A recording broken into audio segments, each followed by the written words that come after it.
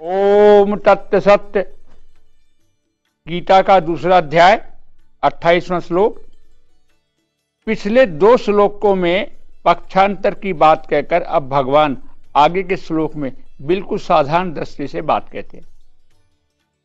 पहले विवेक की कई बातें की, अब यहां बिल्कुल साधारण बात कर रहे हैं। क्या कह रहे हैं कि हे भारत, अर्जुन को भारत बोला गया, सभी प्राणी जन्म से पहले अप्रकट थे, मरने के बाद अप्रकट हो जाएंगे, केवल बीच में ही प्रकट दिखते हैं, अतः इसमें शोक करने की क्या बात। देखिए, अभी मैं आपके सामने बैठा हूं प्रकट रूप में, अभी मुझे आप देख रहे हैं, लेकिन जब मेरा जन्म नहीं हुआ था तो क्या आप मुझे देख पा रहे थे? नहीं देख पा रहे थे। और कल मैं इस दुनिया से चला जाऊंगा तो क्या मुझे आप देख पाएंगे? नहीं देख पाएंगे। कितनी देर देख पा रहे हैं? ये जो मेरी प्रकट अवस्था है, जो आपके सामने बैठा हूं, इतनी देर आप मुझे देख पा रहे हैं। ऐसा तो नहीं है कि मैं पहले नहीं था और आगे नहीं रहूंगा। तो मैं पहले भी था और आगे भी रहूंगा, लेकिन जो ये प्रकट अवस्था आप देख रहे हैं, इसी का शोक करना है। तो वो कह रहे हैं कि हे अर्जुन, ये जो प्रकट अवस्था है ये तो टेम्परेरी है। पहले भी मैं था, आगे भी मैं रहूंगा। जिनकी तू शोक कर रहा है वो पहले भी थे, आगे भी रहेंगे। कैसे रहेंगे? देखिए, जब आप सपने के पहले होते हैं तो भी आप होते हैं, है ना? और जब आप सपना देख रहे होते हैं तब भी आप होते हैं, है ना? और जब सपना टूट जाता है तब भी आप होते हैं। तीनों अवस्था में है। सपने से पहले थे, सपने में भी थे, और सपना समाप्त होने के बाद भी थे। बस ऐसे ही जैसे वो सपना था, ऐसे ही सपने से पहले मैं हूं, सपने में मैं आपको प्रकट होऊंगा तब भी रहूंगा, और सपने के बाद जब नहीं रहेगा तब भी मैं रहूंगा। मतलब कि हे अर्जुन, तू साधारण बात को भी समझ, तो भी तेरे शोक का कोई कारण नहीं है। क्यों शोक का कारण नहीं है?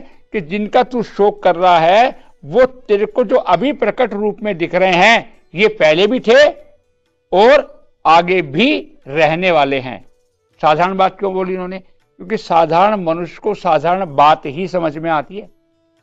इससे पहले जो बड़ी बड़ी विवेक की बातें हुई, कईयों को समझ में आई और कईयों को समझ में नहीं आई, लेकिन ये बिल्कुल साधारण बात है जो प्रकट रूप में सबको लगती है कि हाँ, ये बात तो सही है कि जब हम नहीं थे तब भी हम होंगे, तो कहीं से तो आए हैं, और जब मर जाएंगे फिर भी कहीं जाएंगे। तो इस साधारण बात को भी समझ करके भगवान ये कह रहे हैं कि हे अर्जुन, तुझे इस बात का शोक नहीं करना चाहिए। क्योंकि जो पहले नहीं थे, जो प्रकट नहीं थे, अब वो प्रकट तुझे दिख रहे हैं, थोड़ी देर बाद ये अप्रकट में चले जाएंगे, तो भी ये रहेंगे। इसलिए तू इनका शोक मत कर। प्रत्येक व्यक्ति को अपने कर्तव्य का पालन प्रेजेंट में रहते हुए ही करना चाहिए। अब देखिए, अब इसमें एक और बात आती है कि योगी और भगवान दोनों में एक विशेष बात क्या है कि प्रेजेंट में जब आप रहते हैं, तो जब आप ऊंचाई पे रहते हैं, और जब ऊंचाई पे रहते हैं तो आप दूर तक की बातों को देख पाते हैं और समझ पाते हैं। गीता में ये कह रहे हैं कि जो विवेक तब तेरे में जागृत हो जाएगा तो तू दूरी से चीजों को देख पाएगा कि कौन आदमी कहां से आया और कहां तक जा रहा है। और साधारण व्यक्ति इस बात को नहीं समझ पाता। क्यों नहीं समझ पाता? कि उसको बिल्कुल पास की चीज ही दिखाई देती है, दूर की कोई चीज दिखाई नहीं देती। इसलिए वो ये कहते हैं कि योग साधना के द्वारा, गीता के ज्ञान के द्वारा अपने विवेक को ऊंचा कर, और ऊंचा करेगा तो तू कल जो कहां से आया था उसको भी जान पाएगा, और कल तू कहां जाएगा इसको भी जान पाएगा।